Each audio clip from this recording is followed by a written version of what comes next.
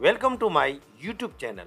My dear students, आज हम इस वीडियो में एक्सरसाइज 7.2 का क्वेश्चन 7 सोल्व करेंगे और ये न्यू एनसीईआरटी बुक से लिया गया है। Let's begin. क्वेश्चन 7 है हमारे सामने। Find the coordinates of a point A where A B is the diameter of a circle whose centre is 2, -3 and B is 1, 4। My dear students, यहाँ पर हमने एक सर्कल लिया है और ये सर्कल का जो डायमीटर है वो है ए बी। ये ए है और ये बी है। ये ए बी हमने यहाँ पर इसका डायमीटर लिया है और उसका जो सेंटर है सर्कल का वो है 2, -3। ये इसके कोऑर्डिनेट्स है सेंटर के। ये 2, -3 ये सेंटर के कोऑर्डिनेट है। तो हम इसको पी पॉइंट ले लेते हैं। कोई भी सर्कल का जो सेंटर होता है वो डायमीटर का मिड पॉइंट होता है। वो डायमीटर का मिड पॉइंट होता है। तो ये डायमीटर है, इसको ये 2 पार्ट्स में इक्वल पार्ट में डिवाइड करता है पी पॉइंट। तो पी पॉइंट हमें यहाँ पर दे रखा है। देखो, जो सेंटर है ये सेंटर है। ये पी पॉइंट के जो कोऑर्डिनेट है वो हमें दे रखे। हम यहाँ लिख लेते हैं 2, -3। ये इसके कोऑर्डिनेट हो गए। हमें ए पॉइंट के कोऑर्डिनेट हमें फाइंड करना है। तो ए के हम यहाँ पर लेट कर लेते हैं। ये x हो गया और ये y हो गया। b के कोऑर्डिनेट हमें यहाँ पर दे रखे हैं। ये b पॉइंट के कोऑर्डिनेट हम यहाँ पर लिख लेते हैं 1, 4। ये 4, ये हमने कोऑर्डिनेट इसके लिख लिए हैं। तो हमें यहाँ पर कोऑर्डिनेट फाइंड करना है पॉइंट ए के। ये हमें ये मिड पॉइंट हो गया। हम जो मिड पॉइंट का जो सेक्शन फॉर्मूला है वो हम पुट करेंगे। यहाँ हम लिख लेते हैं सॉल्यूशन। यहाँ लिखते हैं कोऑर्डिनेट्स ऑफ पी। ये जो पी है उसके कोऑर्डिनेट्स यहाँ पर हम लिखेंगे इक्वल टू, किसके इक्वल है, हम जो मिड पॉइंट का सेक्शन फॉर्मूला है वो यहाँ हम लिख लेंगे। हमने ये मिड पॉइंट वाले सेक्शन फॉर्मूला हमने यहाँ पर लिख लिया है। अब सबसे पहले हम इसको हम x1 ले लेते हैं और इसको y1, इसको x2 और इसको y2। ये हम इस तरह से इसको लिख लिया है।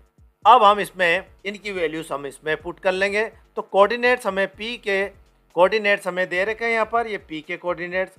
तो कोऑर्डिनेट ऑफ p हम यहाँ पर लिख लेते हैं। कोऑर्डिनेट ऑफ p तो हम यहाँ पर लिख लेते हैं 2, -3 और ये हो गया इक्वल टू।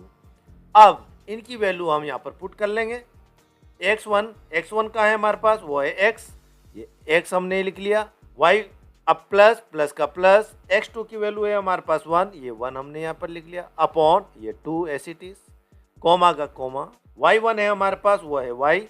ये y हो गया प्लस का प्लस। y2 है हमारे पास, वो है 4। ये 4 हो गया अपॉन 2। ये हमने इसको लिख लिया है, यानी पुट कर लिया है फॉर्मूला में। अब देखो यहाँ पर क्या होगा। ये जो 2 है वो x है, ये जो 2 है वो इक्वल होगा इससे। ये भी x है तो 2 को हम इक्वल करेंगे ये पार्ट से x + 1 अपॉन 2 से। और ये y है, जो ये 3 है वो y है, तो y को हम इक्वल करेंगे ये पार्ट से, ये जो वाला y + 4 अपॉन 2 से। इस तरह से, यानी ये 2 को हम इक्वल कर देंगे इस पार्ट से और ये 3 को इक्वल करेंगे हम ये पार्ट से। अब हम 2 के इक्वल में हम ये लिख लेते हैं। तो 2 हम यहाँ पे लिख लेते हैं 2 इक्वल टू x + 1 अपॉन 2। एक लाइन खींच लेते हैं सीधी। अब ये जो y है -3, ये -3 को हम इक्वल करेंगे किससे, इक्वल टू y + 4 अपॉन 2, ये 2 से। अब हम इसको सोल्व करते हैं। अब यहाँ पर देखो, ये 2 को हम लेफ्ट हैंड साइड लाएंगे तो ये मल्टीप्लाई में हो जाएगा। तो 2 × 4 हो जाएगा, ये 4 हो गया। ये इक्वल टू x + 1, ये x + 1 हो गया। अब हमें x की वैल्यू निकालना है तो 4 हमें ऐसे इट इज यहाँ लिख लेते हैं। अब ये जो 1 है, 1 को हम लेफ्ट हैंड साइड भेजते हैं तो ये प्लस का है माइनस में हो जाएगा, माइनस में 1 इक्वल टू x, ये x हो गया। 4 में से 1 सेपरेट करा तो ये हो गया 3। तो x की वैल्यू आई हमारे पास 3 आ गई। अब इस पार्ट में आते हैं हम। ये 2 को हम लेफ्ट हैंड साइड भेजते हैं, यानी 2 को हम -3 से मल्टीप्लाई करते हैं। इधर को आएगा तो मल्टीप्लाई हो जाएगा, तो माइनस प्लस माइनस हो जाता है। 3 × 2 6 हो गया, -6 हो गया इक्वल टू y + 4 हो गया। अब हम ये 4 को लेफ्ट हैंड साइड भेजते हैं, -6 एज इट इज।